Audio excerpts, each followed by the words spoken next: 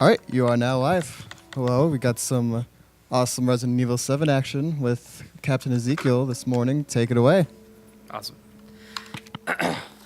Thanks, Scooby.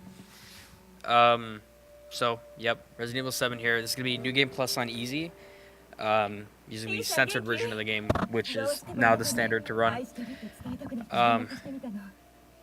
This first 3 minutes of the game is going to be kind of boring because we just pretty much sit here and watch Mia talk for no reason. But once she's done, we'll be able to take over. This game is probably one of my favorite of the franchise. Pretty big fan of it, but there are a lot of people who thought the first-person perspective for Resident Evil was kind of weird. But I dig it. But this game is like one of the few Resident Evil games where you speedrun it, and you're basically just playing the entire game as fast as you can with not many sequence breaks. There's a couple that are significant, but other than that, you're basically playing a raw run through the game, which is why the speedrun record is 1 hour and 27 minutes right now.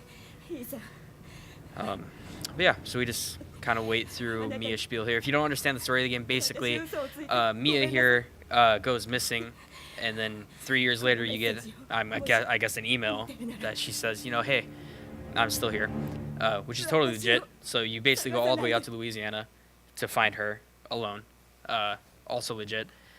And this is basically everything that happens to this poor guy named Ethan, who goes into a house full of a spooky family, bunch of crazy people, possessed, quote unquote, by a bioweapon named Evelyn, and I guess these are their stories basically. So, yeah, it takes a minute for us to actually get into the game. Countdown start once you're in the game then? Countdown start at the very start of the game. So, the second I hit play, the game starts. The timer starts. The timer is based on the in-game timer that runs. So did you want me to start timer? Yes. Okay. Sorry. My bad. Yeah, you should start a timer. All good, man. I could tell you exactly what the timer is at. 2:06. Sorry about that.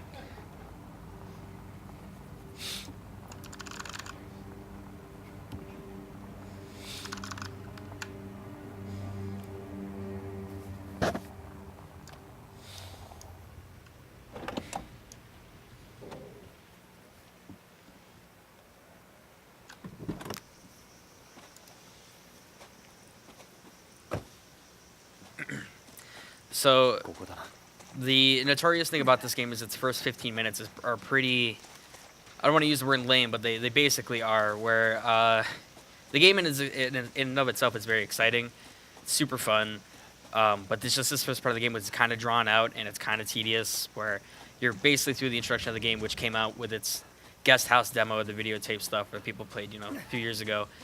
You're basically playing through that. Where you're kind of running through the house and you see spooky stuff, and the game doesn't actually start like in terms of like real enemy interaction and stuff till like 15 minutes in. So this first part of the game, you're just gonna see me running through a bunch of stuff. Try not to run into invisible walls that exist in this game all over the place, which are pretty abundant.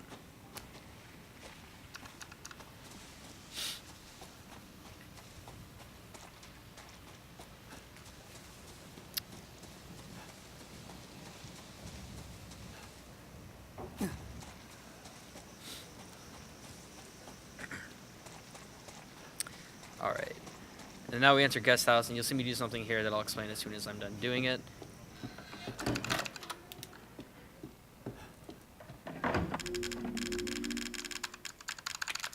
So, when loading, in some situations when autosaves appear, your character will slow down, and it's the game's way of setting like a slow walk ambiance for you. It's pointless, but we discovered in some situations you can retry, which will load you in, either a step forward or in the exact same spot, which will then reset your character's movement speed, and then we're just back to walking normally. It saves a considerable amount of time in the long run, and it's pretty necessary.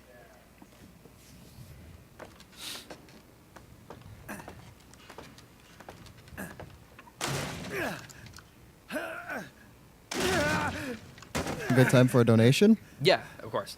There is a $9 donation from the original Xbox that says, "First 15 minutes hype." Thank you, Xbox. Awesome. I'm glad somebody enjoys it. Most of the runners don't.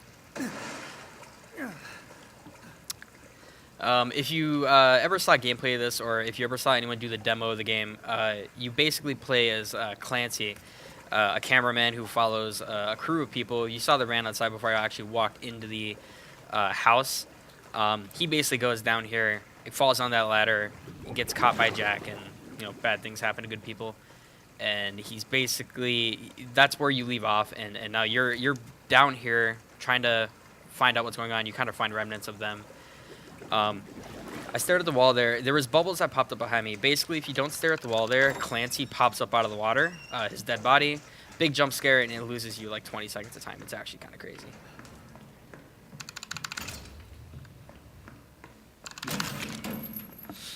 And we find Mia here, sleeping. There's a lot of dialogue that's going to happen between here and when I actually get to play the game again. So, if you want to read anything or say anything, you're totally free to do so. This is kind of a lot of dead space.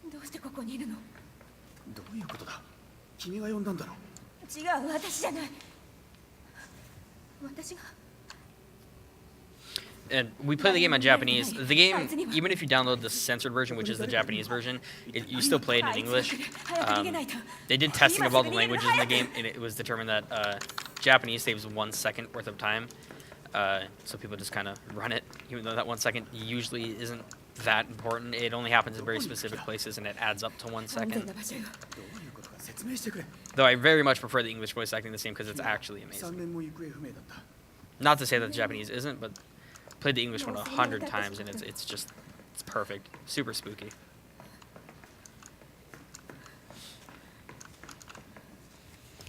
Yeah, this is the part of the game people really hate the most, because this time spent in this room alone is like 2 minutes, because Mia does a lot of sequence stuff where she sits here, gets scared, stops for no reason. There's invisible walls everywhere, so we can't actually go around her at all.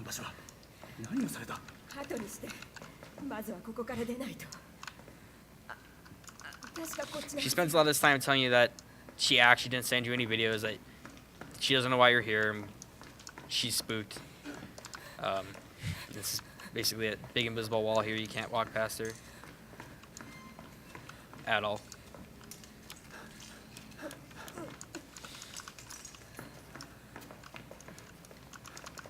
Mia, 説明してくれ。君からのメッセージで。私じゃない。私は知らない。呼んだだろ。呼んでないわ。それじゃあちゃんと話してくれ。私が知ってることはもう全部話したわ。こっちへ行きましょう。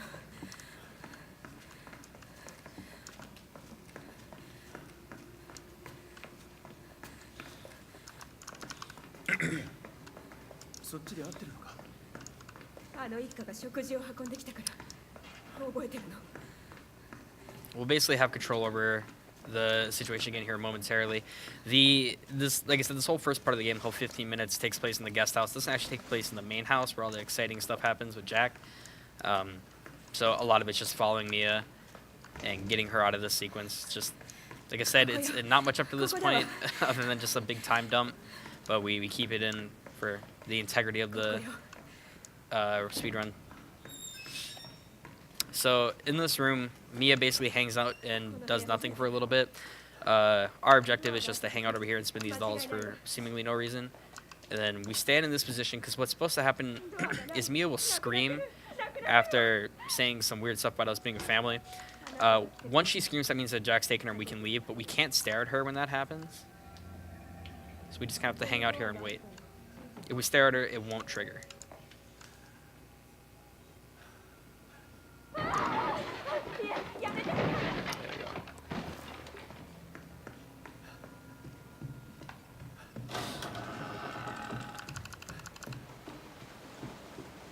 basically run to the end of this hall to trigger the next sequence of Mia. Big thumps in the basement. We basically just walk back over here and go back downstairs, and suddenly our character gets real slow. And she shows up. And we come up with the actual first part of combat in this game. The first part of it, we don't actually do anything. We just kind of let her hit us. And then we get the ability to use an axe, followed by like a little bit of manipulation to get her AI to wake up too. I'll show you that here in a second as soon as it comes up, but right now we're just going to get smacked around a little bit.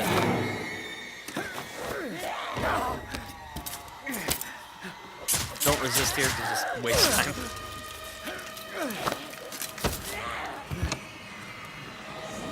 Mia, Masa, Blocking here and stopping the damage only stops very little bit. It actually doesn't do much for you other than kill time. And your health will reset by the end of Guest House anyway, so there's no real point to do it.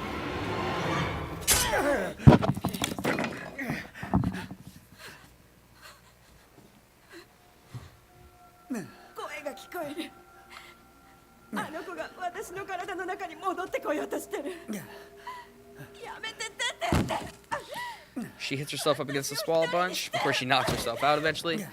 Then we have to do a little bit of AI manipulation where we stand at a specific spot. Mia won't wake up if you're staring at her or if you're standing too close to her.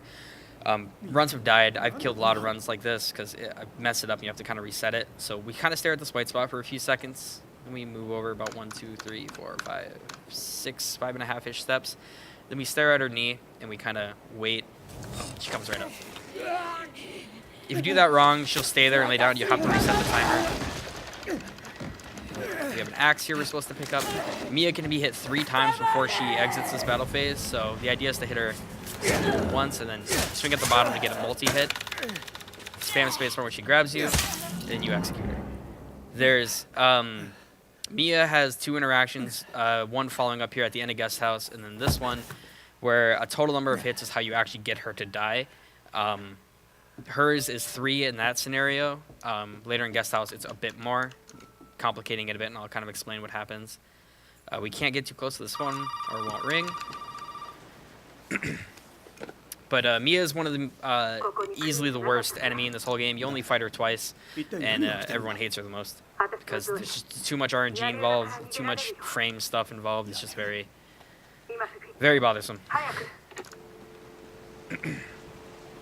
We just spoke to Zoe. She's actually the most important character in this entire game. So we'll have another retry coming up here. Resets our speed again. Is now a good time for a quick donation? Yeah. There's another, excuse me, a $13 donation from the original Xbox that says, it's just a flesh wound.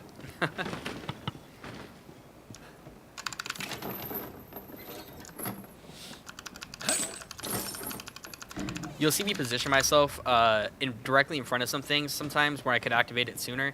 Because Resident Evil 7 has these animations that'll queue up and start if you start from a certain angle. And sometimes it's just slower to do the animation than it is to be directly in front of it and skip the animation. And that was discovered to save loads of time. Is there'll be times like when I opened up that cabinet there, if you stand from the side, Ethan will kind of reposition himself and slowly move to the front and then open it up. Whereas if you stand directly in front of it, he skips the moving animation and just opens it up.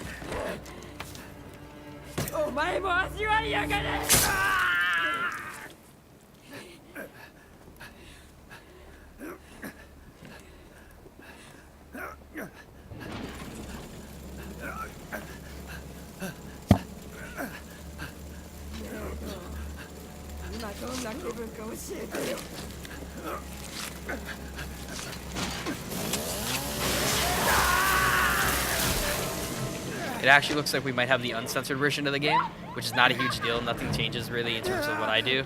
I guess that might have been my mistake. So you're going to see some dismemberment. Not that that's important. The censored version of the game saves time because dismemberment is not shown in the Japanese censored version of the game.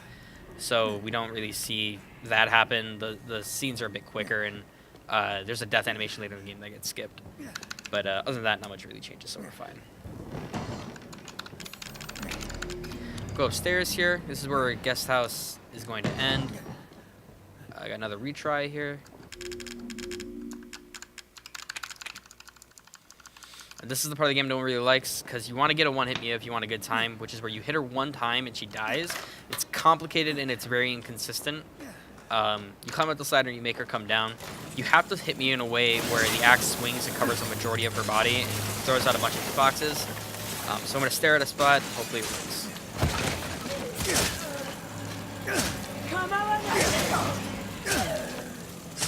There we go. There's about 4 or 5 hits there. It's hard to do consistently. It's one of those things that's like a nuance of the game that no one really likes. Obviously, if you swing fast enough, 2 or 3 hits is fine. But 4 or 5 hits is kind of mediocre. But she goes down. We didn't get hit, and that's really all that matters. So now we just kind of wait for Jack to pick us up from school here. And that should be any second now.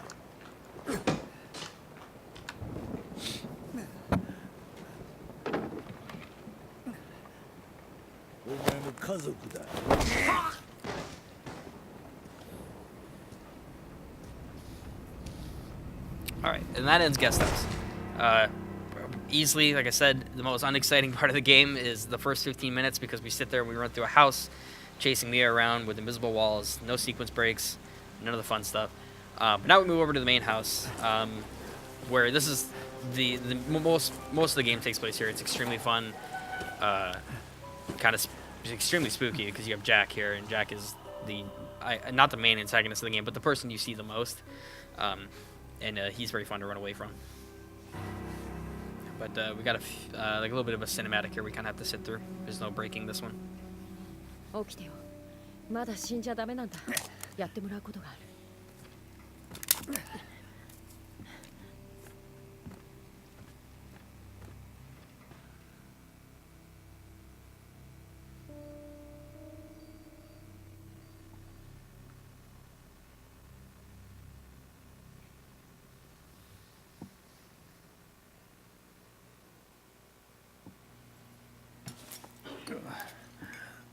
ここはどこなんだ。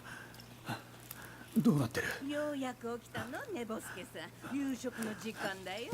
なんだ。誰だお前らは。ミアはどこだ。食べな。美味しいんだから。このバカには何言ったって分かりゃしねえ。 Yeah, so these characters at the table here. On the right, we have Marge. Marge is the mom. There's Jack. Jack is obviously the dad. You can tell by his loving nature.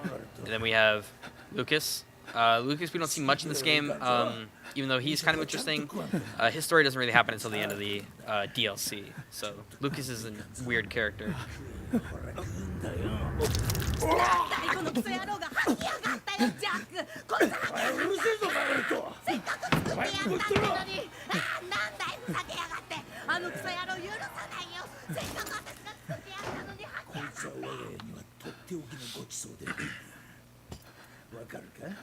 That's where Jack feeds us. I don't like this part of the game at all. That part will make you cringe if you haven't seen it before. Hearing it is twice as bad. It's super gruesome. 邪魔しやがって。またあの札が来やがったんだ。こんな時にクソが。すぐ戻ってくるからな。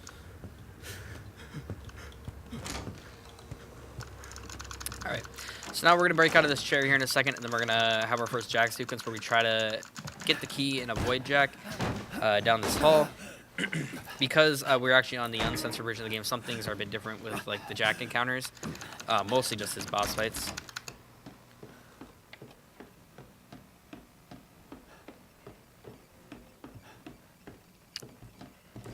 Frame two. Dodge Jack there just to grab the key, hit this door. Jack has a tantrum, so we try to get by him. Okay. There's a little sequence skip you can do there, but sometimes it doesn't work if he's already around the corner, so we don't really bother once we've already passed him.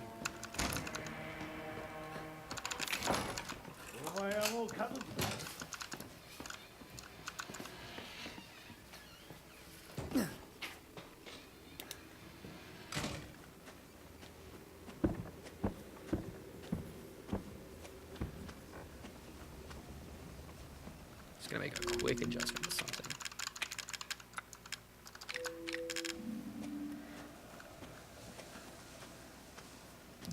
So there's one thing here I need to change.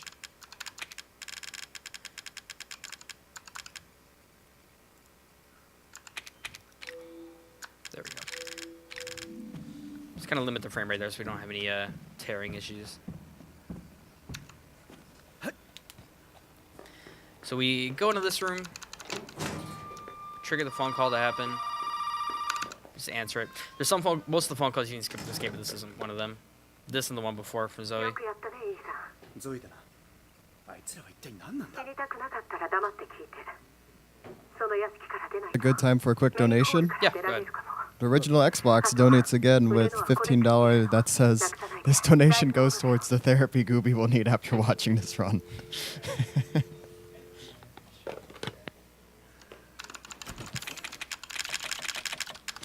Let's grab all the DLC items that we need, all the cheat codes, to basically get us through this game.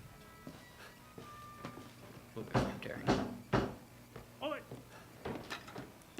Where we meet the nice cop. 頼む、助けてくれ。落ち着いて。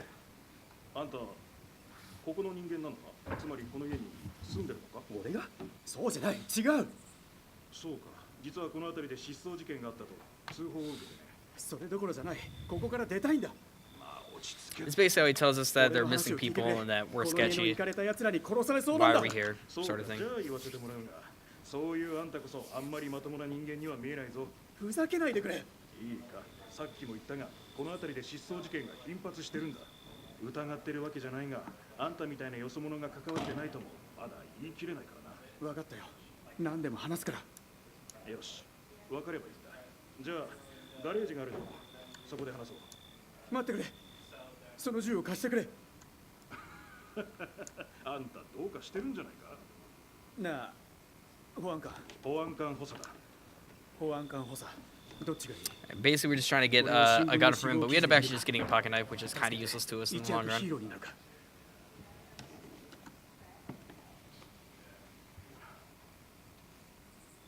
ポケットナイフだって。ああ。追って There might be a small desync between the audio and the game here, it sounds like. さっさとガレージへ行け。今すぐ。 Basically, to fill in here, he gives us a pocket knife as opposed to a knife, as opposed to a gun, and we get all sad about it. Once we get the sniper, we're basically gonna head into the garage and have our first actual boss fight, where we fight Jack. It's a bit different than what it normally would be on the censored version of the game, since there's some parts of the sequence we actually can't skip.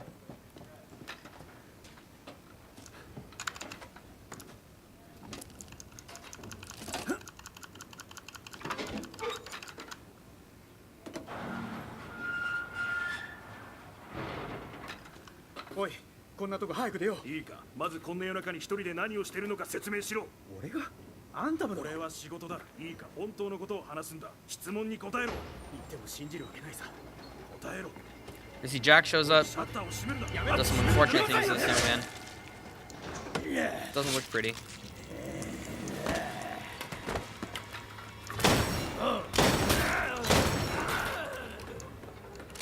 仕方ない。お前もここで Jack comes 殺して over や here. るし。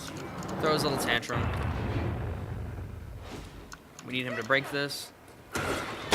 Shoot him so he aggroes and 殺してやるぞこの。 gets in the car. Do some inventory management. さっさと逃げた方がいい。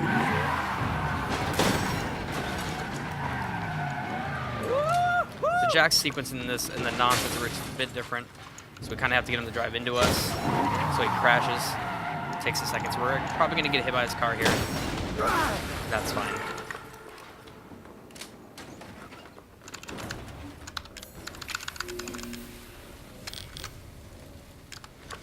So Jack gets out of his burning car. We just kind of hang out for a minute.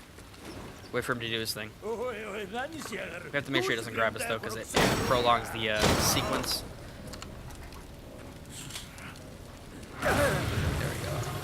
Is it a good time for a quick donation? Yep, good.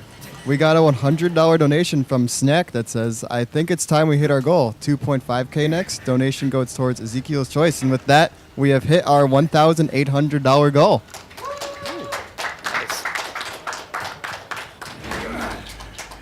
Thank you, thank you everyone who's been donating. Keep it up.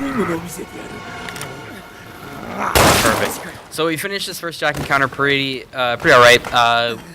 Once Jack gets out of the car, we basically usually you pick up that gun before, but we picked it up after, so it triggers his sequence to show up there and grab us off the ladder way faster. That was recently discovered, so that's pretty nice to utilize. So now we'll go to the fun part of the game where we try to push ourselves out of bounds. So there was no real out of bounds strats to the run at all. We knew there were out of bounds things that could be done, but no one really ever pushed them or tried them until one day there was one that was found. Ooh, sorry, a little bit of frame drops here. Let me adjust something so that stops happening.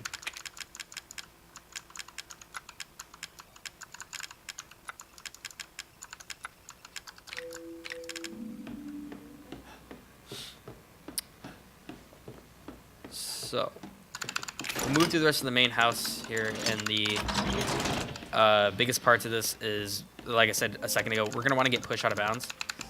And getting Jack to push us out of bounds is normally pretty consistent, but there are some problems with it where positioning is super key, and you actually can't damage Jack too much or he'll die, because this is easy. He'll die super fast in just a few shots.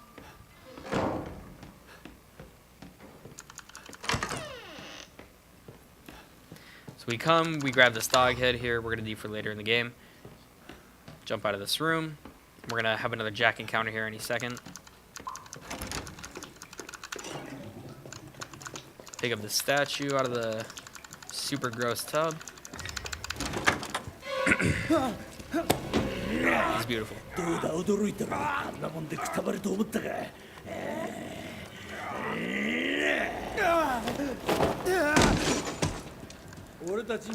Shoot him once in the leg to buckle him so we can run past him. Jump down. So I'm going to shoot off a bunch of shots here. This is just to get Jack's attention to come down.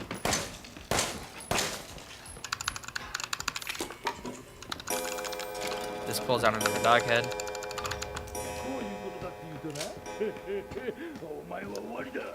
So he's down here. We want his attention. So now he's following us. We're going to run through here. Just pop him in the leg so he slows down. We do this because if Jack's too close to us when we try to do this shadow puzzle, he will, it'll stop the shadow puzzle and won't let us do it.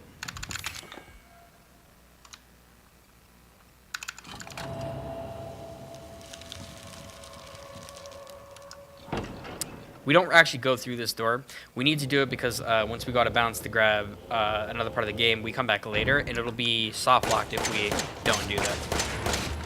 So this is another situation where I'm going to be shooting a bunch just to get Jack's attention and get him out here.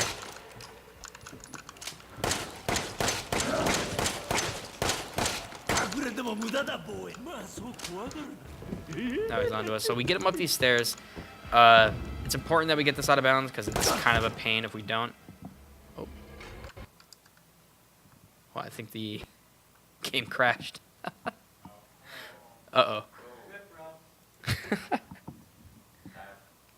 Let's see if we can get it back up. Good time for a quick donation. Perfect time. There's a $10 donation from Anonymous that says, "Let's go, Zach, PogChamp," from Darren. Thanks, Darren.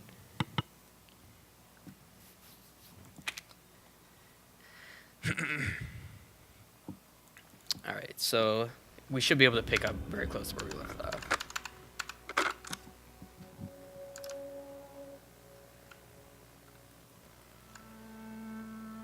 It should start us back up in the bathroom, I believe. So it's not the end of the world.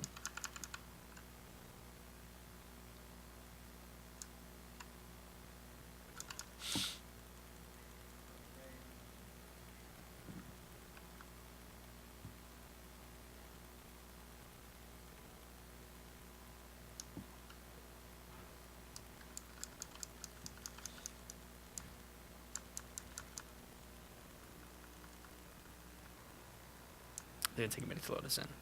This loading screen always takes a while, and I'm not sure why. Even when we do testing, this loading screen takes a long time, even on like SSDs and whatnot. So it's kind of strange that this always takes a minute. Okay, so it's gonna reorient the inventory. Okay, back to where we left off.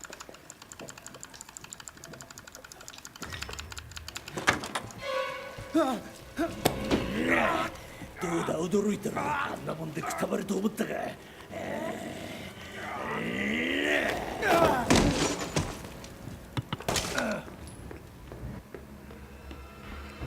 Time for a donation. Yep. There's a $10 donation from Anonymous that says, Ezekiel is a beast, and I love him. Thank you. I believe that was from Musa in chat. Thanks again, Darren. Alright, so we have Jack following us again. Should hopefully avoid a crash this time.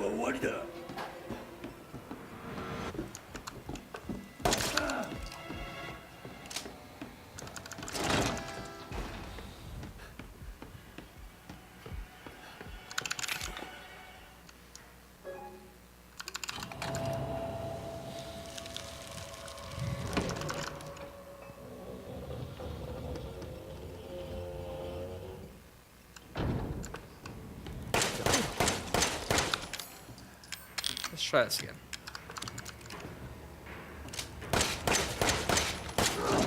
Getting this out of bounds can be a bit tricky, so hopefully I hit this without any problems.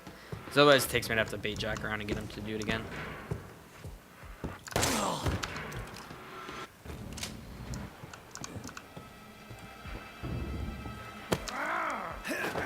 Yep, there we go. Perfect. So basically, it's guaranteed Jack will always turn you around if you're facing away from him. So the idea is just to get him to grab you, spin you around so you can get out of bounds. Then we have to turn V-Sync on, which it is. So V-Sync has to be on to get back in bounds, or else you will float forever and you won't actually get back in. So we drop in right here, which puts us way further in the game than we should be. And we will continue. Basically, we get put out of bounds there. We run through and skip a few steps so that we end up actually getting the red key card, which is something we shouldn't get until way later in the game. Once we get that red key card, then we walk through here, open this up, kill this guy. Open up those in a specific order to get this to open. Key, and then we walk out. So we basically skip a few sequences of door openings and running away from Jack and Jack interactions overall just to get over here, and we get to this part of the game. So now we're approaching the second Jack encounter, Jack 2, which this part in the censored version of the game is way faster. It's about 15 to 20 seconds faster because the dismemberment is censored, so we actually don't see it and it just skips to the end of the fight. So ideally we want to shoot Jack once, saw him, shoot him again, and saw him, and the fight should be over. If done cleanly, then it should be relatively quick.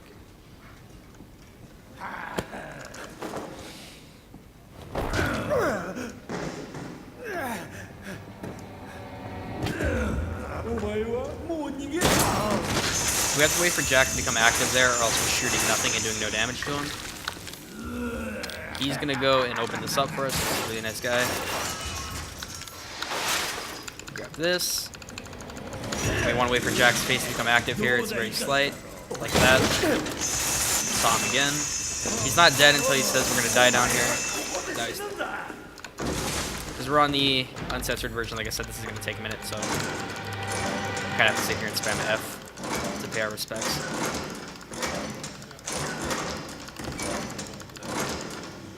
And that was Jack 2. Jack 2 is very quick. The third Jack encounter is the one that's the trickiest. You have to get it in one cycle or else it takes an extra minute. So that one's not till way later in the game, and I'll make sure to warn everyone before that happens. Now we're going to be leaving the main house here shortly. Once we leave main house, we go into the camper, and then we start the Marge part of the story, which Marge is very interesting. And Marge has a few mechanics to her that are very, I'm going to use the words annoying, because they can be very granular in terms of how we have to execute them. And if you mess anything up, you do lose time pretty considerably. But those will be here in a few minutes. But we'll focus on getting out of this house first.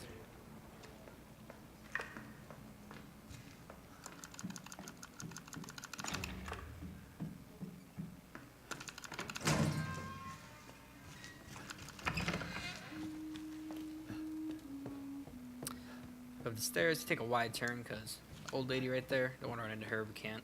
She's too big.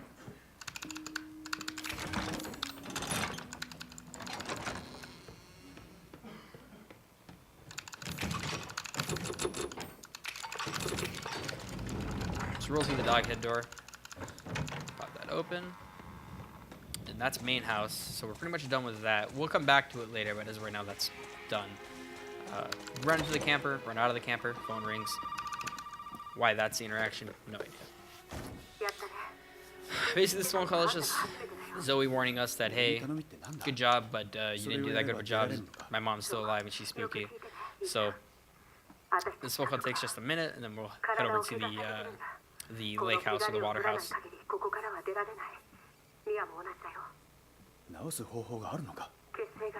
There's a couple sequence skips for Marge that are the actual ones that we like the most, other than the out of bounds, which are ones that skips her transformation animations and kill her in 1 cycle as well.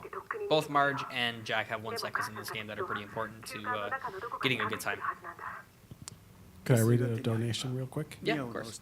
All right, we have a $5 donation from Zojalix saying, I was challenged to donate by Sinek, hoping to reach that 2,000. Let's get it.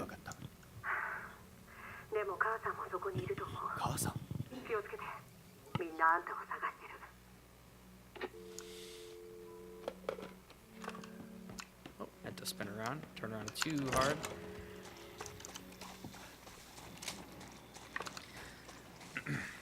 Okay. So now we're walking over to the lake house or water house. Don't know what the actual term for it. We'll just call it Marge's house. Typically in this part of the game, it's kind of like Jack, where Marge will be wandering around the house and kind of have to avoid her to get to current objects in the game.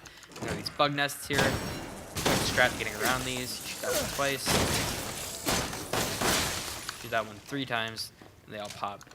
The bugs actually don't do very much damage at all. They're very annoying because they hit you and slow you down, but they're not actually that strong. Pick up the axe down there. Mia shows up, but we don't actually need to look at her. Marge will always pop open this door. No matter which door you go to in this room, there's 2 of them. She'll always be on whichever one you go through. You saw these guys off the door, or else they stop you. And then Marge is wandering now, effectively, at this point, but we actually don't run into her really at all. We just kind of run past her. And we have this shadow puzzle here. Oops, it's going to be a bit tricky.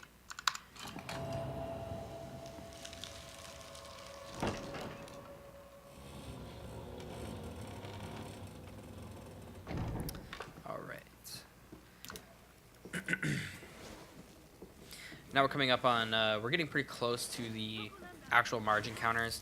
One of them is kind of a near encounter where we go down, we grab this crank, we go across this bridge, but we need to dodge Marge so we don't aggro her. If we do, she throws a big wave of bugs at us and slows us down tremendously. It's super not fun. So that's coming up here in a second, as soon as we get the crank and we go across this bridge.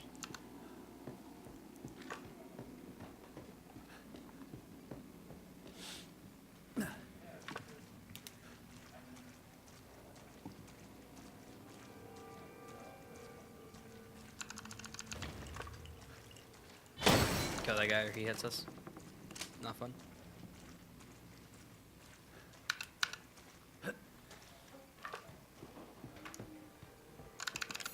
So these cranks all have that animation where if you do it from a weird angle, kind of like how I explained at the beginning of the game with the bolt cutters in the cabinet, whereas if you stand at a weird angle, you'll do this full walk-over animation to actually be able to open stuff.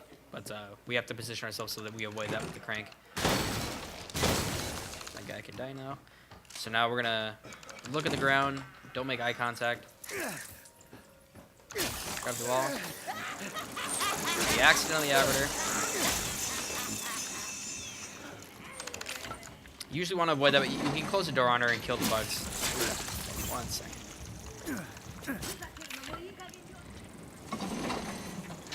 Usually you want to avoid that.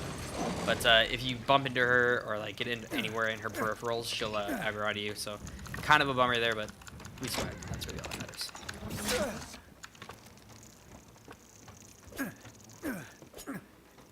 These bugs just fly right out of your range and hit you. It's super annoying. But that's fine. So now we got that. We're just pretty much going to walk over and engage the first Marge encounter, which is Marge 1. It's pretty easy most of the time. This version of Marge has a particular set of hits where she needs to go down, just like me at the start of the game. And it's 4 shots, 1 with the Albert, and 3 with the pistol.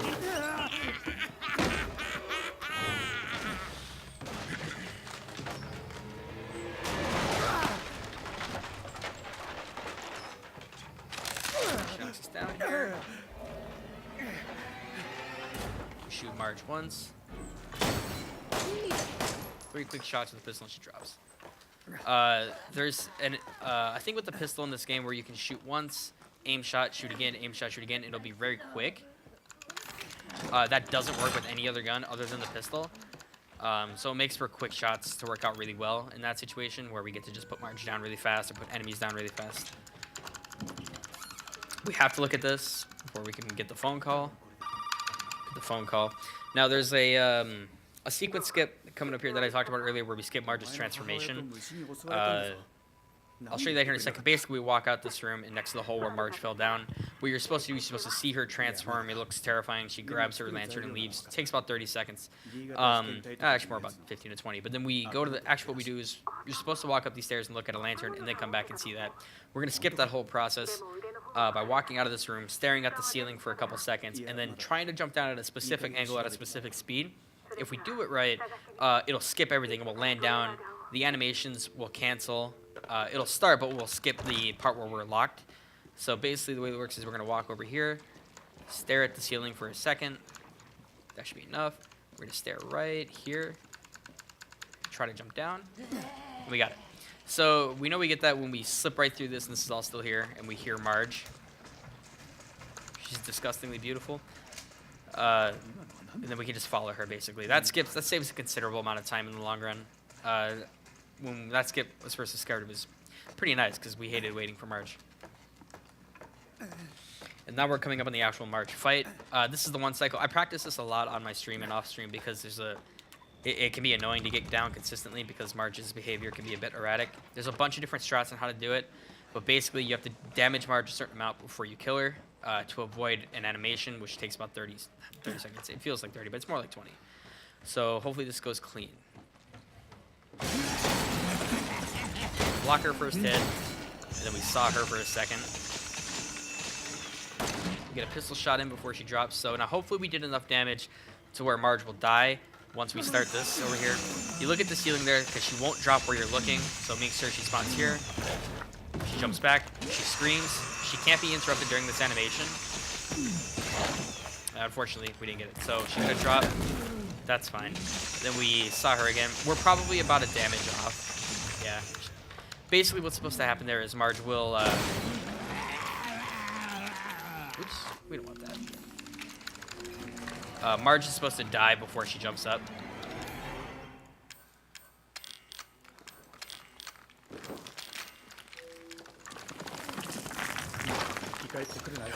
The way we're supposed to do that usually saves about 10 to 15 seconds, but that's still something I even struggle with.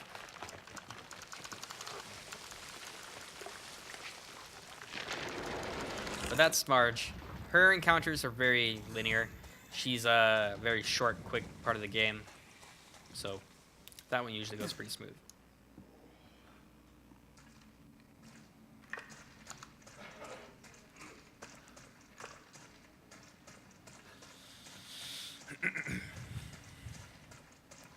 Can we fit in a couple of donations? Yeah, of course. We have $1 from Anonymous who says that was a 9th on the PR for his Jack fight. And an anonymous $10 donation that says, thanks for curing my ESA withdrawals.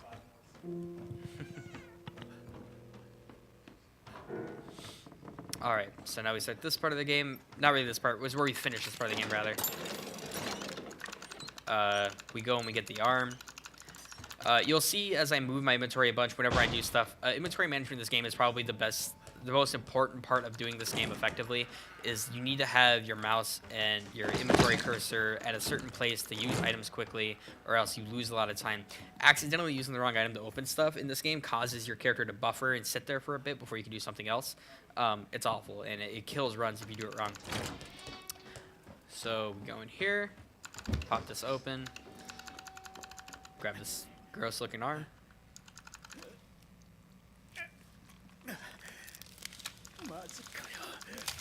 And then we get introduced to the actual enemy of the game, the molded. We have another retry coming up here.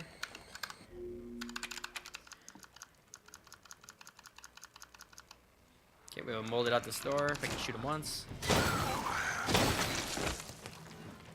We usually try to run right into him to get past him, but you have to shoot him in the head to kill him instantly.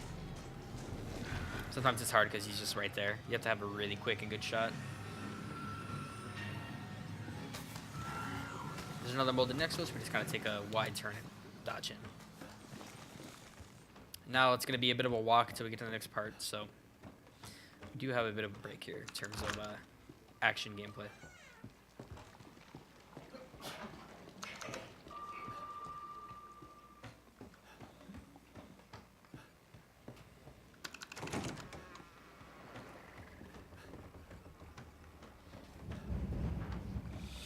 Now we're heading back over to the main house.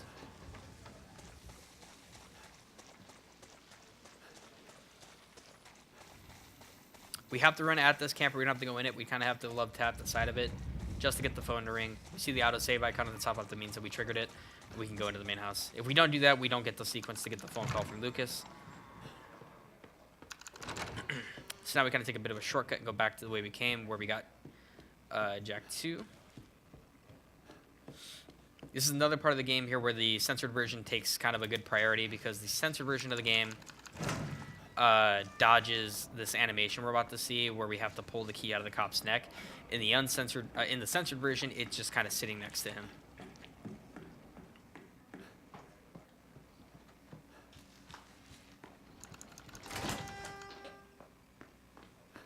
And we're going to turn on God mode here, which is we're going to change intentionally the frame rate down to 30 frames. The less amount of frames, the less amount of hits the enemies can put out. We can just walk right by this guy. And then we're going to turn God mode off.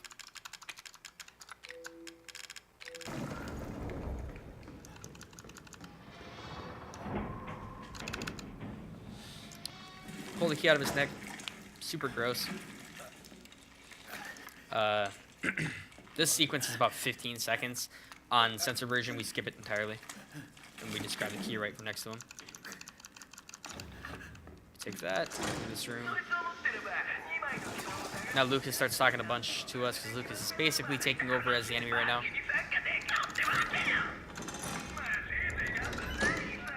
Pop this door open.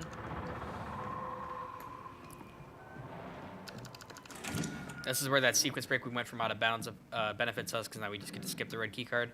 Crawler out here, we're supposed to kill in one shot. We're going to imagine that I did, basically. Not a big deal. He doesn't really follow us. Well, he does, but he doesn't really catch up.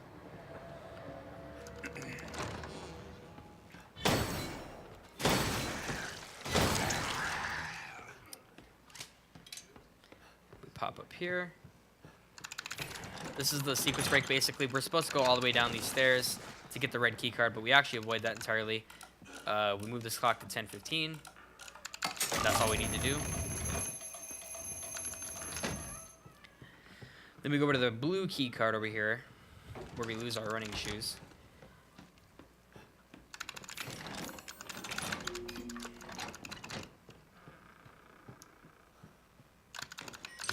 Hit that button to bring this down.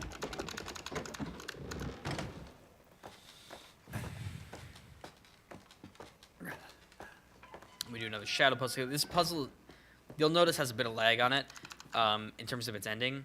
Gotta line this up, move it over. First, I'm not really sure why. I'm not sure really anyone knows why, but this takes it just kind of sits here for a second and does nothing. We don't really know why.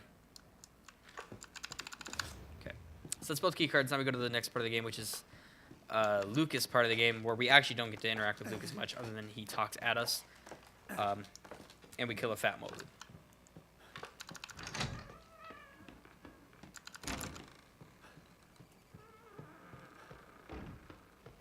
But we have a cutscene coming up here that's going to take about a minute of our time once we get into it.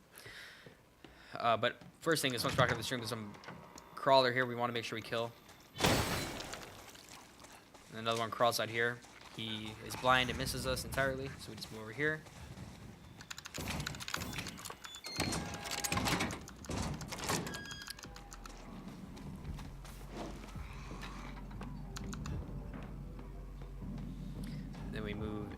here, and we'll start the Lucas part of the game. So now this takes a minute.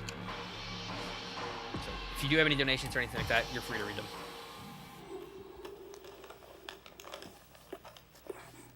No new donations at the moment, but I will remind people of our Yoshi Story Yoshi Color Bid War. That's coming up in a few runs.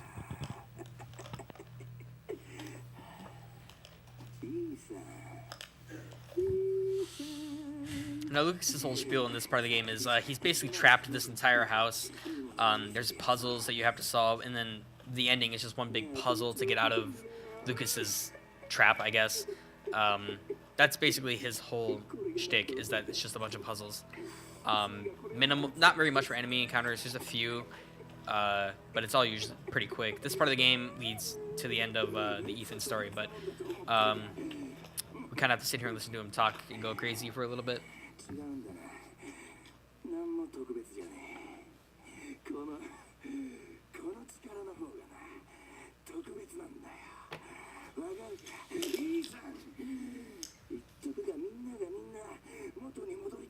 Yeah, and he pulls off his fingernails too.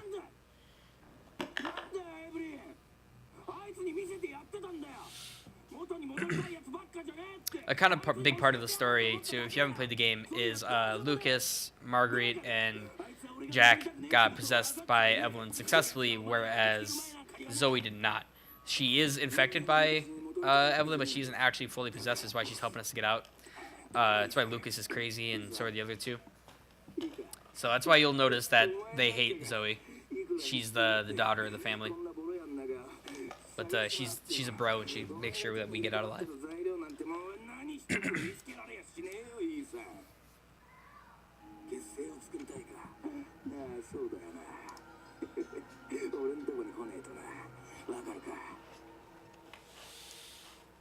So a lot of what we're going to be doing is navigating through these traps and shooting the explosive tripwires. If we run into them, it takes out like most of our health, and it's not fun. So we used a pistol for this because it's faster. So in the store, there's going to be one directly in front of us. Shoot it. There's one to the side of that mannequin that we also shoot. There's one right here. We don't shoot. We just crawl under. There's one up top, and there's one to our left. Hitting any of those will slow you down. It'll knock you down. You can technically block the damage, but if your health is low enough, you'll enter the critical state, which, and if you played any Resident Evil games, the critical state is you're basically just super slow and nothing really works. So there is one trap still behind us. We'll take care of that in a second. Basically, he tries to give us hints to access this password, get into the door. None of them work. We just spam right-click here to get out of the interface so that we can move on with the rest. Then we got to store items, and I'll explain why here in a minute. So we'll pop out of here, shoot this, and we'll put stuff away.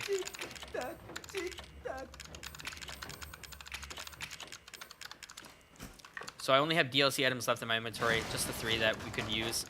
We have to put stuff away because if we don't, we have to come down and we can't continue through the game because Lucas doesn't want us to have items on us, and we have to put them all away. We keep DLC items on us because we can technically discard them from our inventory and they just end up in the item box. So we use these to kill the fat molder that's coming up, and then we get to drop them while we're in the elevator into the item box without having to actually stop there, which saves us, a little bit of time.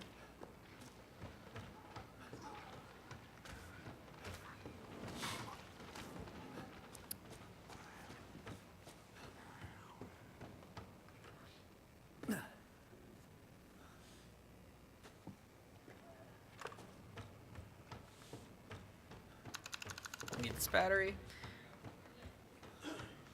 Turn on the generator to start the encounter.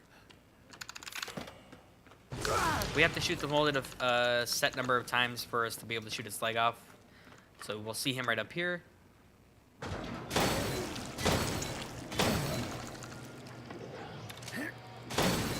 Blocking cancels the reload animation.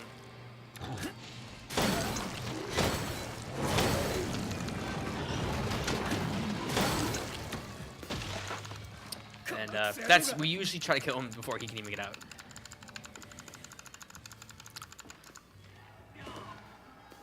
So we go ahead and we trash everything. So it throws everything back into the box, and now we're good to go straight into Lucas's fight. The passcode to the door is always the same. It's 1408. There's a small Easter egg with this door that we're gonna open. If you played any of the original Resident Evil games or any of them at all, you'll know the inventory sounds and systems were always the same. It's this very retro beep noise that they always made, and they basically use that as the keypad noise, which is something even after playing the games hundreds of times just to speedrun it, I still get strangely nostalgic over the fact that it just sounds just like it. So we just move into Lucas's part of the game.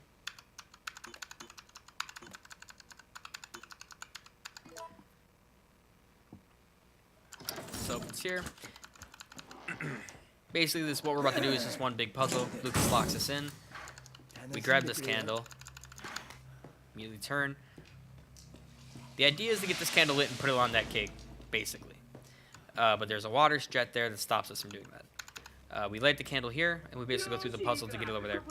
It goes really fast. If it's your first time doing it, it's extremely difficult, and it's confusing, and it's annoying. But once you've done it a few times, you'll see it's very linear and super easy. So obviously the first part, light the stove and light the candle.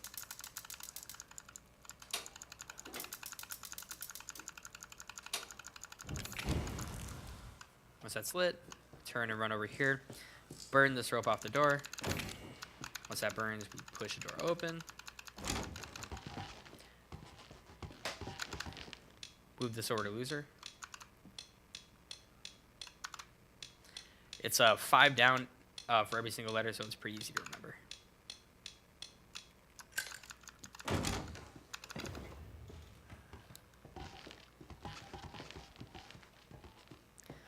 We grab that valve, we turn, put the valve here, which turns off the water stream above the door, rather the walkway, and we go and we light the candle again.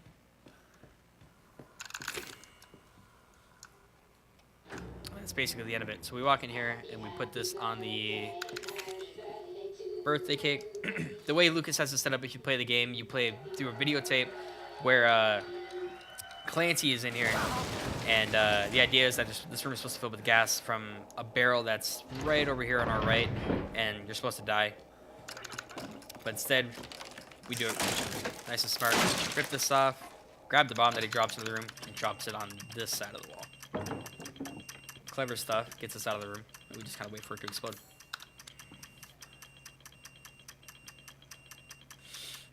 We're coming up on my least favorite encounter, not really least favorite, but the one I struggled with the most, which is the Jack 3 1 cycle. Jack 3 1 cycle is kind of unfortunate in the sense where you have to hit an easy shot and you have to hit a difficult shot. If you hit the difficult shot, the 1 cycle is easy. After that, you got it.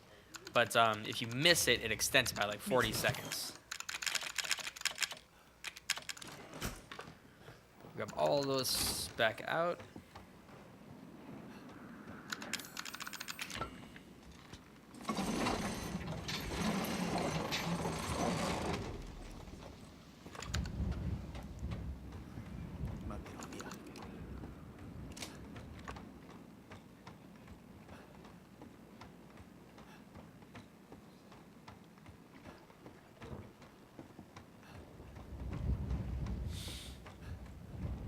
Just walk through these docks. These docks are nothing special. A couple mold will pop up once we open up the gate. Rather, lift the bridge, out of the water. We can dodge most of this molded, except for one we have to kill. And then we get set up for the Jack 3 fight.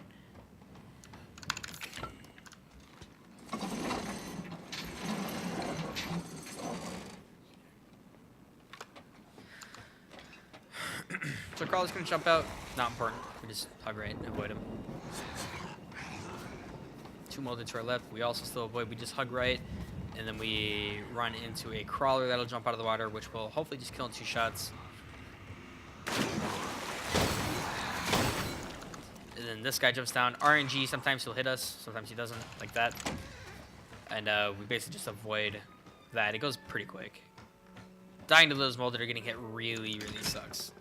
So, Zoe and Mia in here. We talked to Zoe and give her the ingredients, and she's going to make us this antidote to cure them, her and Mia.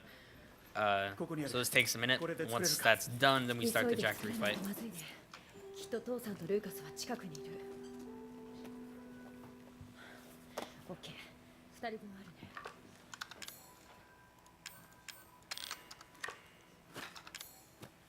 Organize my inventory a bit.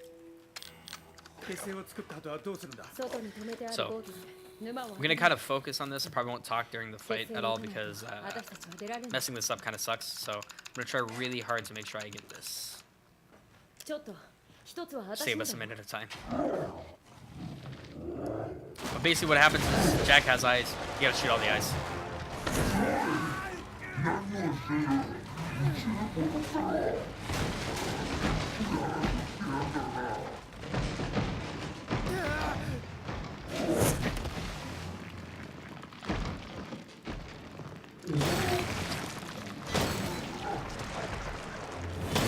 Nice.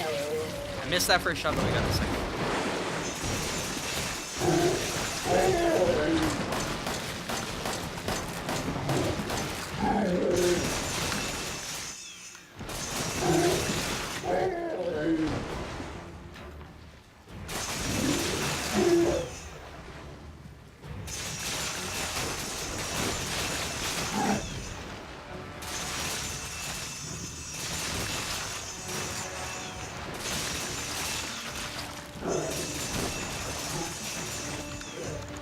There we go. That should have worked. Perfect. Okay. Yeah, so that's Jack 1 cycle.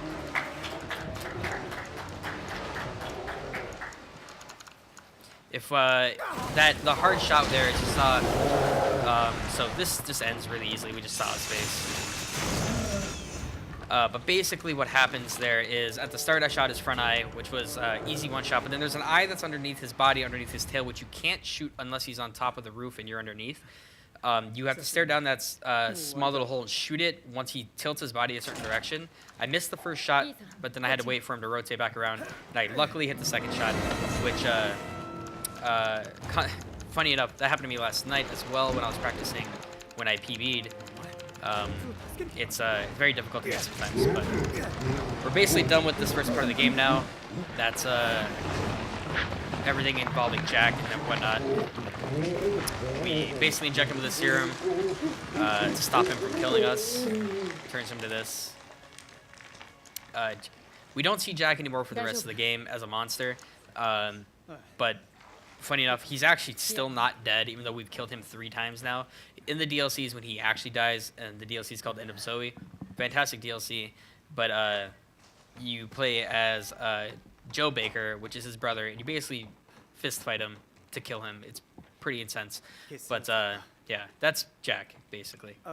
Now we're at this point of the game before we get into like a 2-minute long cutscene, but you choose to save Mia or Zoe. We have to save Mia because it's faster, even though most people will just save Zoe because Mia is useless.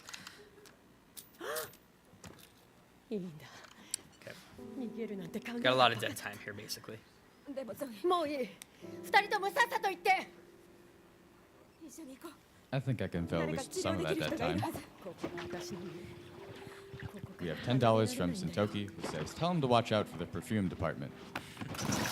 And with that donation, we have surpassed our donation record of $1,841 that was set at our last event, Midwest SpeedSprinter 2018. Thanks for all the donations so far, guys. Let's keep it going. Is that Helix I'm hearing? What's up, man?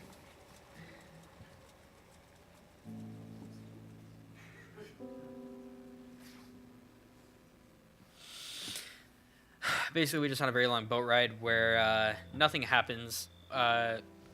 We just kind of sit here and we run into another big boat. And that's where Mia's part of the game takes place. So we basically take over as Mia. As exciting as it sounds, we kind of run around a whole bunch and do a whole lot of nothing. But we kind of do some stuff. So there's a couple sequences that we break in this game. One of them is the Allen skip, which was discovered recently, probably a few months ago, where there's a super long phone call we get to cancel because we don't want to listen to it. And there's another one called the double D skip, where we skip another phone call with Alan, which blasts us through a door, and that's very fun. But I'll pretty much explain as I get up to those. Mia's boat typically is pretty straightforward. There's some problems with it where you can lose a lot of time if you mess up or go the wrong way or do the wrong thing. But I'll explain a lot of what's going on with Mia. And we learn a bunch about her during this as well, which really isn't that important because, like I said, nobody really likes Mia.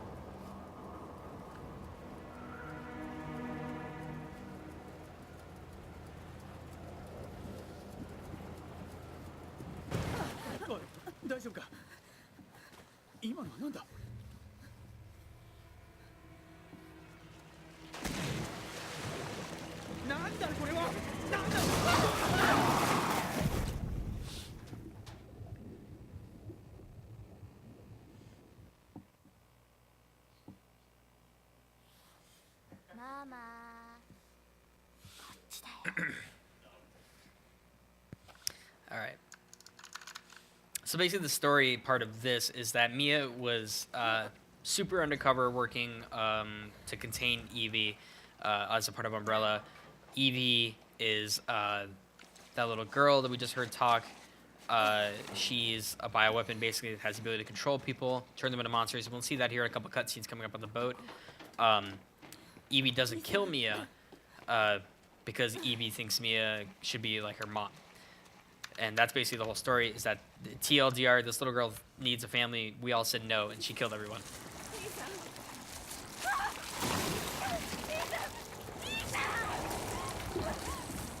She kind of takes it out on Ethan, too. So, first part of this game is we're basically walking around with no items or anything like that. We're getting into the boat. There's, I think, only one retry thing here. We do a few skips in this game using bombs, which are very dangerous in their own right, because if you mess up a skip with a bomb, you either die or you take an insane amount of damage, which drops you to a critical point, which, like I said earlier, being critical in a speedrun is not worth it. You pretty much just reset because you're super slow. And we do not pick up healing items. And we're gonna, as you see here, flash you a few different cutscenes, rather flashbacks, if you will, of the boat as Mia starts to regain her memory, basically, of everything that happened.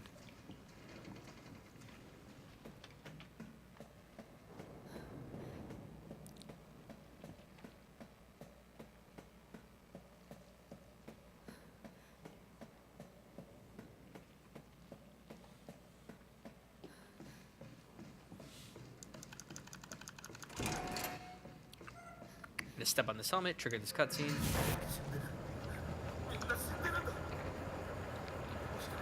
We're gonna go down this hatch, which is closer now. We have to wait for these guys to stop talking.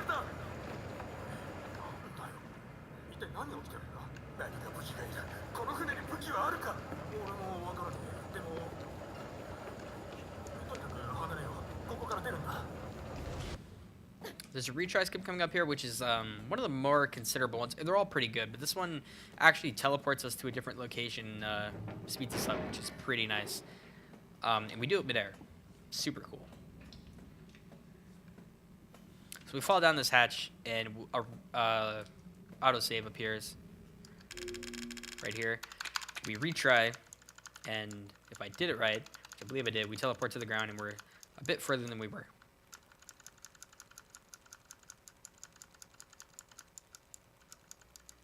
Yep, perfect. So now we're down here.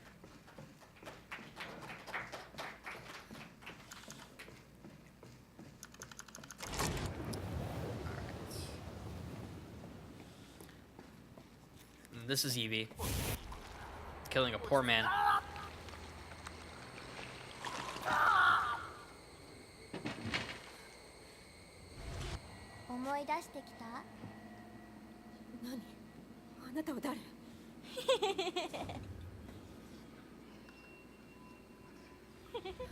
She slows us down. We can't really move very fast. Super bummer.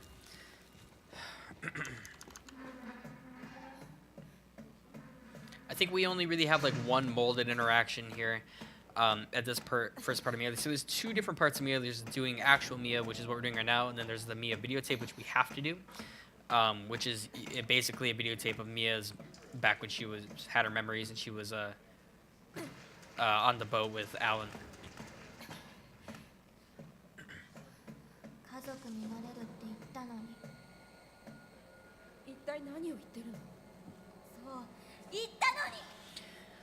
So yes, we go over here to the right, and we grab a fuse off the wall. A mold is gonna fall from the ceiling. Hopefully, if we do it right, it doesn't touch us. We just kind of run by. Touch us anyways. The molded had this weird RNG element where sometimes they'll swing at you, sometimes they won't.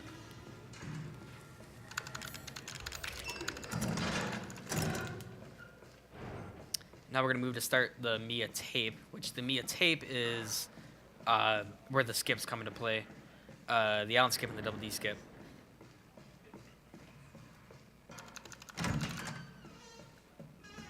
She's gonna be waiting for us in here in a chair. We grab this videotape and then we start it.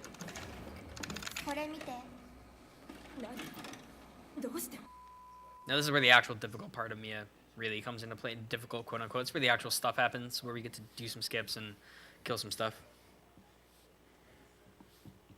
But we have a little cutscene beforehand.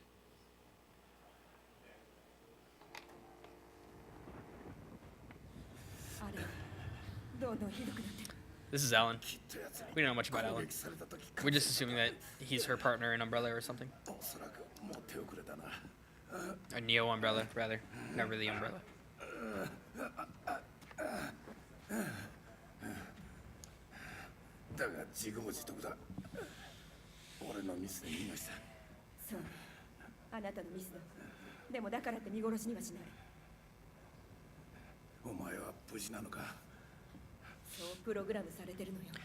So basically what's going to happen is Alan's going to give us a vial of her blood. We're going to hit this chest here next to us to grab the walking shoes, because the Allen skip is not the Allen skip is almost impossible without the shoes.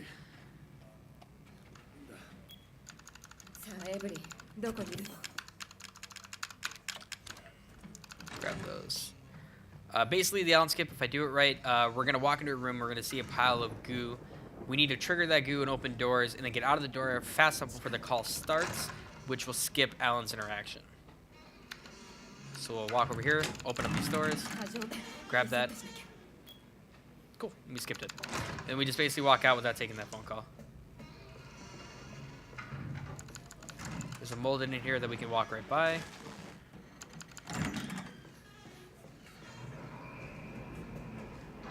We call this elevator. We walk this way, because the elevator takes a minute to get up here. We walk in here and we grab the items we need.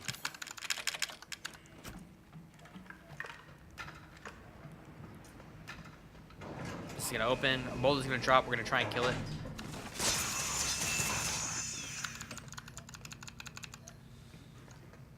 Unfortunately, sometimes the molded has a few different dying animations. One of them is super slow, and it kind of stalls our time here. Now we're gonna look to do the double D skip. This one is the more difficult one, since it requires a very lame bomb position to pull off. Missing this kind of sucks, but I've only recently been able to do it consistently. So I'm gonna hope to hopefully hit this one in one try without having to take damage unnecessarily.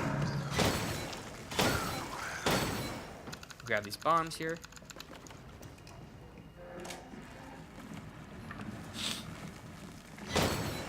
Shoot that man through the floor. I don't think I actually killed him.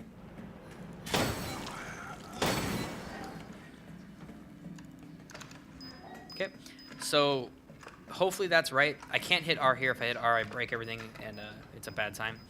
So that bomb's gonna sit there. Basically what happens is we get into an animation here shortly where we can't get out of a phone call with Alan, but we can still hit R to blow up a bomb. There's a thing in this game where if you're in knockdown stance, you can still interact with stuff, like doors and items. So we can do a little technique where we basically knock us down using the bomb, break the sequence of the call, and open the door. Again, it's a little difficult. It was only recently discovered. Not right recently, a few months, but hopefully we do this successfully. Just had to make sure I triggered that there.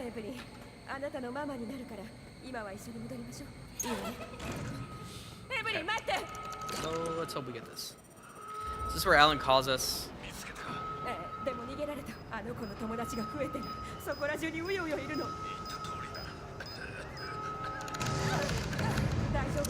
We got knocked down, unfortunately. We did get the skip. The knockdown means we were too close to the bomb. We still got part of the skip, which is fine. So we partially got it, but a little unfortunately we got knocked down. kill these guys.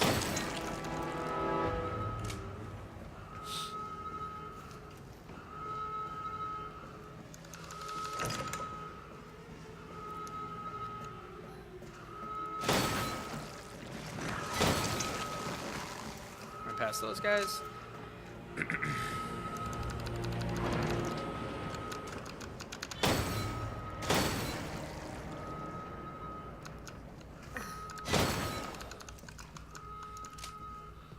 Now we're nearing the end of the Mia tape, which will put us back into Mia.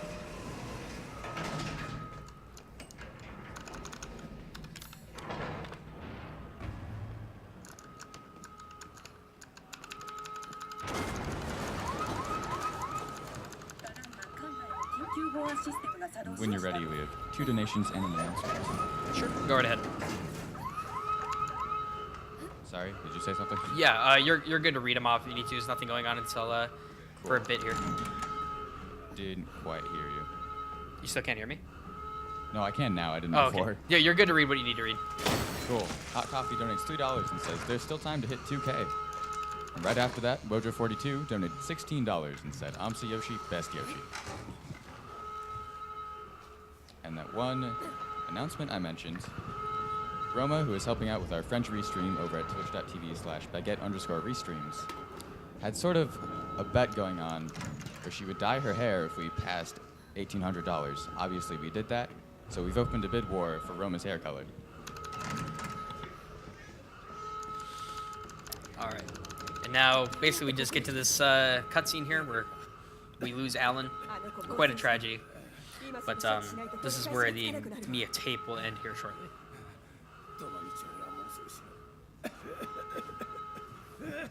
やめて、そんなこと言わないで。いやさ、お前を信用してる。あのクソガキは俺のことは全然。待て、エブリン違うんだ、エブリン。アラン、聞いて。そんな風に呼ぶつもりは。あの子はあなたを支配しようとしてるのよ。気をしっかり持って、アラン。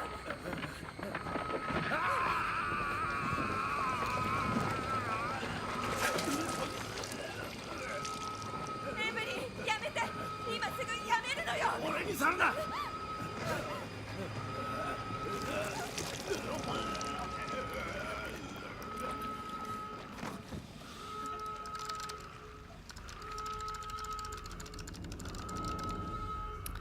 All right. Now, this scene takes so long. It's actually about 2 minutes long, where we wait for Alan to die, and then we fall asleep and basically wake back up, just for this part of the game to end. So it's kind of unfortunate that it takes this long. This is one of the biggest quarrels, like I said, with the game is these cutscenes, unskippable interactions, causes this run to be too long, which can make it a bummer sometimes. But most of the time, I mean, we love the game anyway, so it's fun regardless. But some of the cutscenes just still get to us.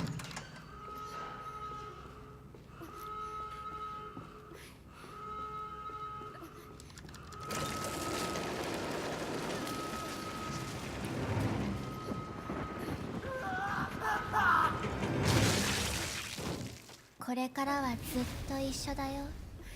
There's a cutscene here that we can skip, an actual cutscene we get to actually skip. And that ends the Mia tape. So now we're just on to Mia now. And this is, I believe, the last moment we actually get to play as Mia, where we run through the rest of the ship. Through the main game, you're basically supposed to learn where everything goes, and you redo it as Mia to find out where most things plug in and where you need to actually go to get off the ship. And that's basically what happens here.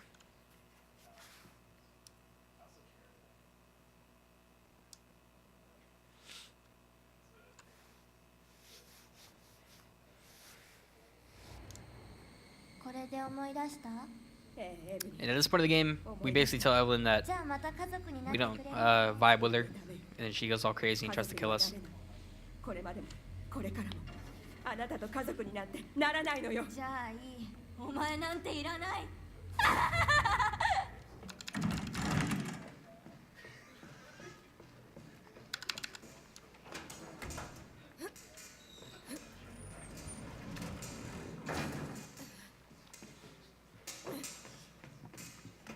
So basically what you're going to see a lot of me doing is just running and grabbing items to do, simple fashion Resident Evil stuff. Got to grab a lug wrench, open up a thing, go grab a couple power things to turn on the elevator, and then basically leave.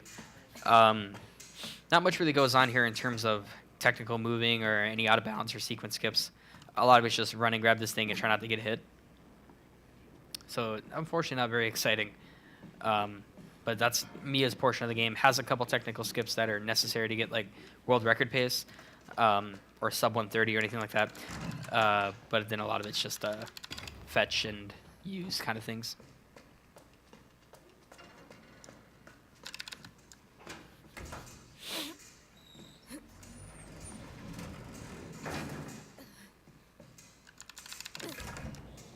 I gotta spam here to see where my cursor's at, just so I know where to move to grab the lug reg.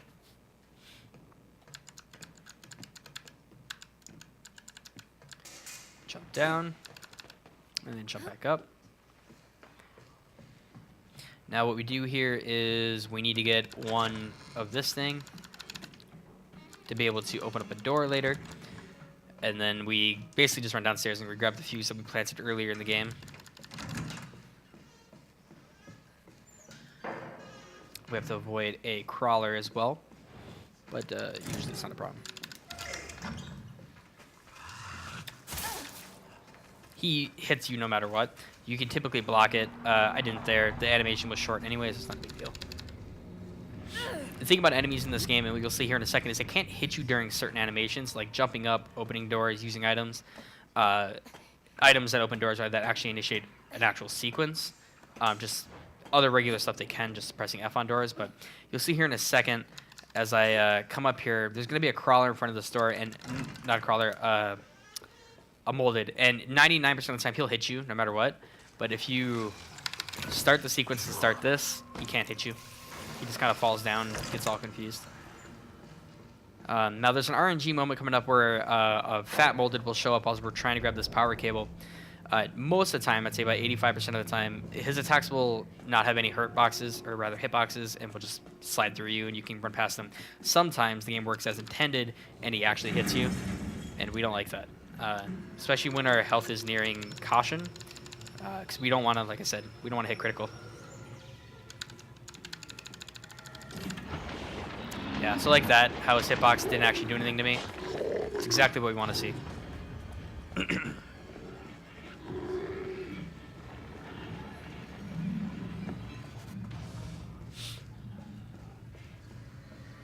Run past this guy.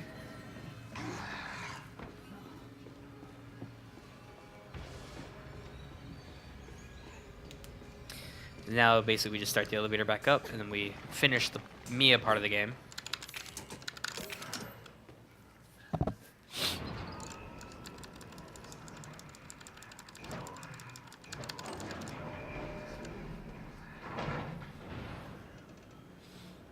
There's only one retry left in the game. No, just I think 2 retries left where we skip a sequence.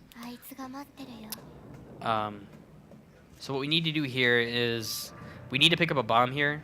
Not because we're going to use it as Mia, but because we're going to use it as Ethan. All of Mia's items transfer to Ethan. Yeah, sometimes that guy hits you and it really sucks. We need to make sure we don't die to this guy.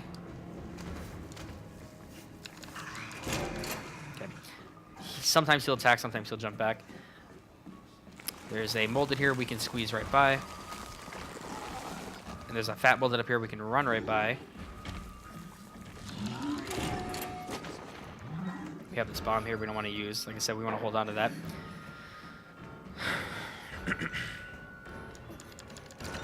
And we have Evie. And we're going to time a retry just to skip the loading animations.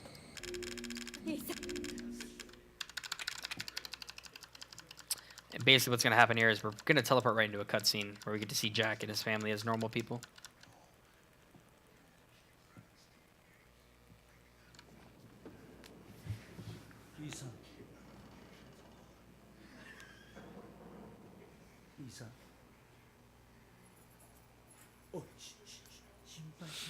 If your first playthrough of this game, this scene's actually super sad because it's the first time you see Jack be an actual person, and it's just super weird to see because he basically just sits here and begs you to help save his family from Evie, even though you had to kill him 3 times. Feels bad. You have time for any donations if you need to, because this cutscene takes a bit. あの子は何なんだ。あんたたちに何をした。あの子は妙な力を使い。 I was about to say there's nothing, and then something came in as I was opening my mouth. あの子は俺が沼地 So を that's cool. そばで見つけた。 Count Gooby donates $1 and says, another part of my Wii Fit Plus 感染 Playcoin させて donations. 人を支配するのか。いや、正確には違うな。あの子は無理やり心に入り込んだ。そうなったらもう抵抗できない。 So there's 2 things coming up in the game that are important, and basically I need to execute properly to be able to have a a decent time. And most of the times when I'm going for like a PB or I'm trying really hard to get a super good time, there's the mine, which we have to run up like a spiral mine, and we have to kill every enemy precisely and hit them appropriately and not get hit. The second one is the bomb boost, which anyone who watched me run this game knows I hate that part of the game, because at the very last part of the game before we get to kill Evie and end the game, there's a skip you have to do where you boost yourself through one of her blasts. If you mess it up, not only do you lose that time, but you then die more than likely, and you have to retry it. Which dying in any game, especially when you're speedrunning, really sucks. So we're gonna hopefully try to avoid that. That's what that bomb is for that I picked up as Mia. But that is a bit later. But now we're going to get back into control of Ethan, and we pretty much are going to play as him throughout the rest of the game. こいつはお前を愛してない。私が愛させてあげよう。やめて。彼に触らないで。イーサンを傷つけるのは私じゃないって言ったでしょ。彼に何かしたらどうする気？お前はママじゃない。そう言ったよね。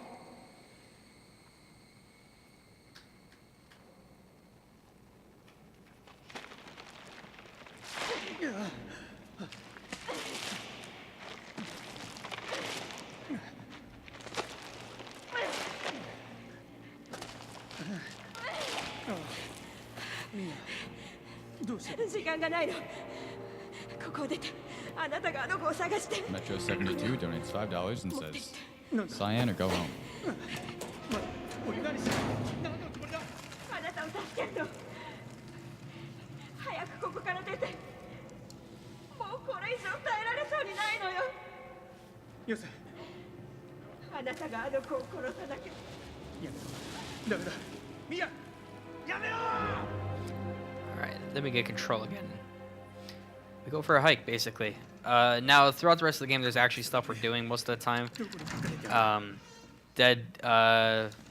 Really, time doesn't really show up again until a few small moments. But basically what we do now is we run through this bayou, and we get up into a house that basically gives us what we need to finish the game, which is all of our items and all of Mia's items, which are pretty nice.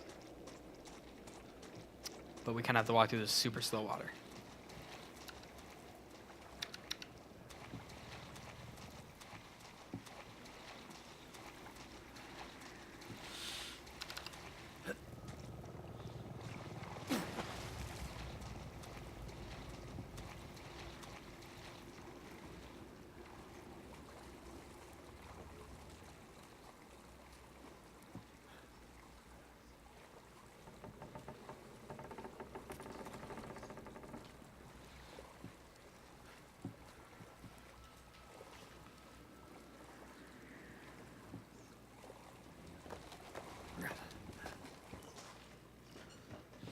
Alright, so we skip those items, grab this baby, because we need him. Grab everything we need out of there. Switch us over to the Nero rounds, which are actually super busted because we have infinite ammo.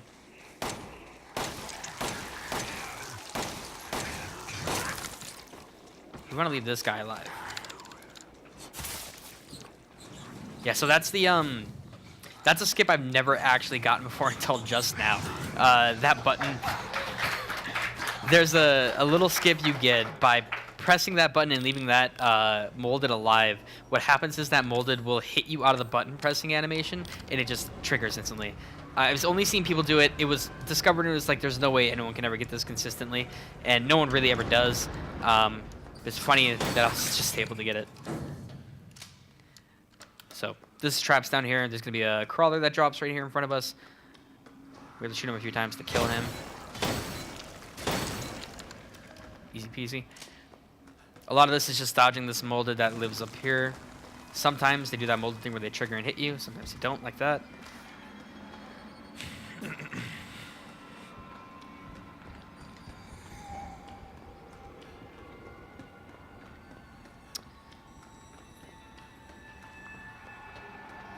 Now, Ethan's objective at this point is to make the necrotoxin, which is a toxin that we use Evelyn's blood to make, which basically we inject her with and it kills her. So there's this a few things we have to do before that, which is we literally just make the toxin and we try to escape out of the mine. The mine is important because it's super fast-paced. There's a lot of stuff going on, and we need to kill things and dodge things and not get stuck. That comes up here in a minute. But we start off by making the necrotoxin, which gives us a little bit of downtime, maybe just a few seconds or so while it makes it. And then we basically start the final stretch of the game, which is basically a continuous thing of me running and trying not to die.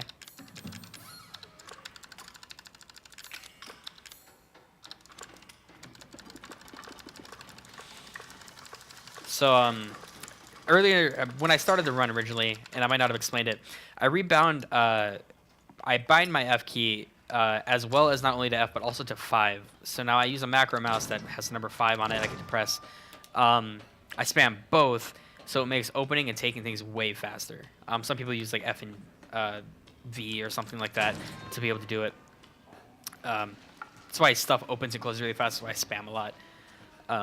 So now we have the last retry of the game coming up here, and this is where I have to get out of the mine. So I'm going to probably not talk as much during this because I have to get out of the mine without getting hit, and I have to make sure it's, you know, relatively speedy.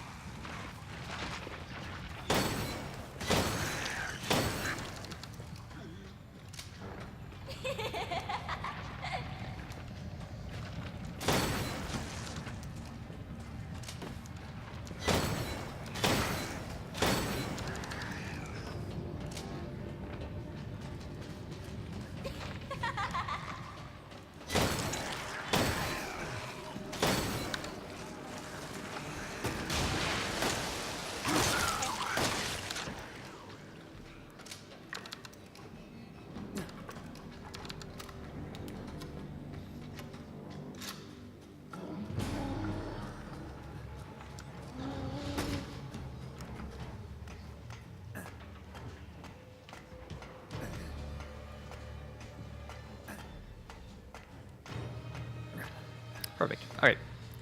So we basically just get out of that, and then after there was a couple interactions where I stopped and got hit by a few molded, but I didn't die or take any damage. So that's pretty good.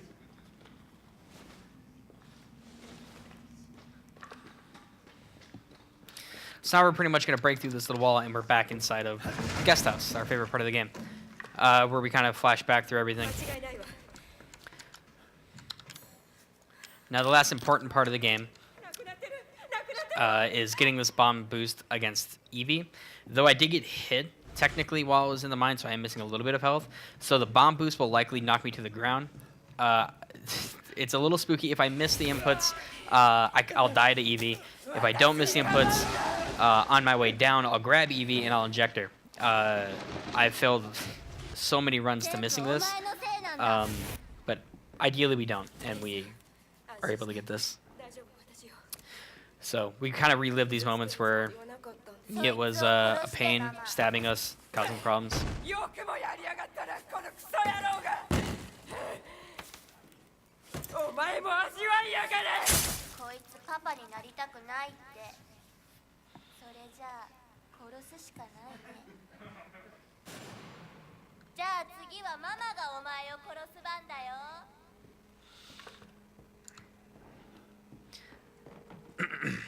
So we just run over here and we trigger Evie to go upstairs.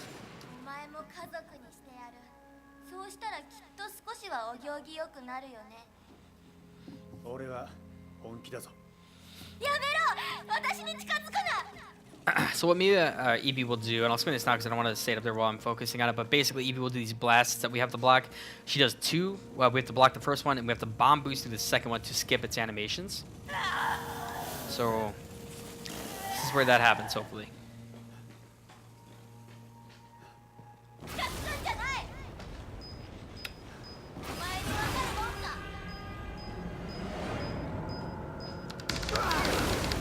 I got her. Okay.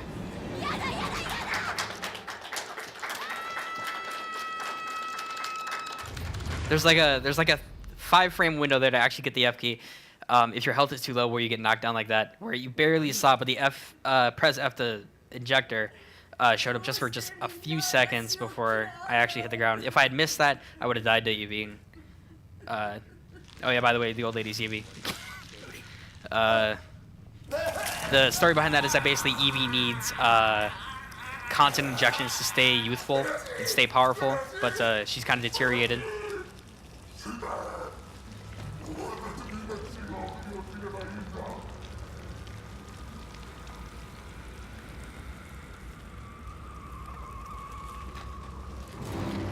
Normally, if you, we used to saw here, normally if you get this close to Eevee, she kills you instantly, but the saw kind of stun knocks her. It does all the damage you need. She hits us and knocks us out. The rest of the game is pretty cake at this point, where we enter the final fight of Eevee.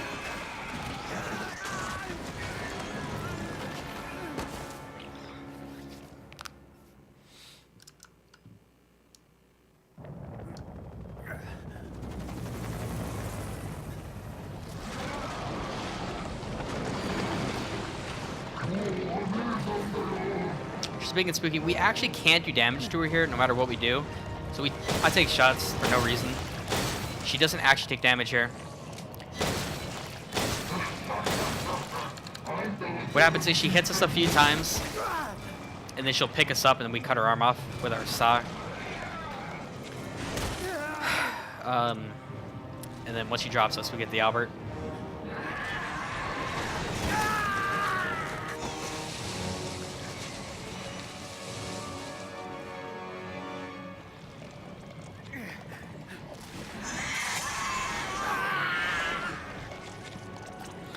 So this is the Albert, the gun we've technically had the entire game, but our version doesn't work for some reason. So we basically get this. This is what we use to kill Eevee. I'll shoot her, and then I'll call time for you once she's done, and the time should be done.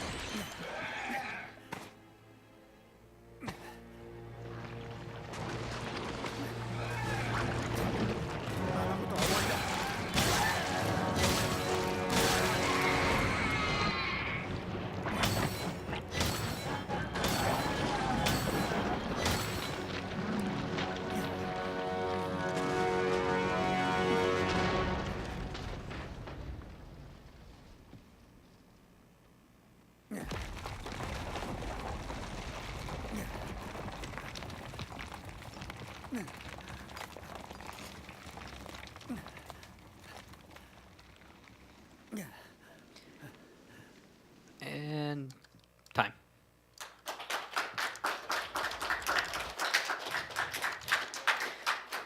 Now for the time, we typically go off based off in-game time. I know the retry might have messed up a bit, but 1:32:16 is kind of what I expected. Thank you very much for letting me run, guys. It was really fun. Thank you. That was great. And real quick, we got a donation come in towards the end there. $4 from Count Gooby, who says, putting this toward Green Yoshi to tie the bid war. The bid war he is referring to is the Yoshi-colored bid war for Yoshi Story, and that is looking spicy. Oh boy. Green and light blue are tied at $25. Red is in a close third with 21, and pink is in fourth with 15. Dark blue and yellow are both at 0, but everything is within sniping distance here.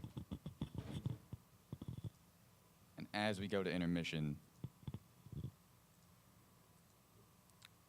our next run is Dishonored Death of the Outsider by Metro 72. Stay tuned.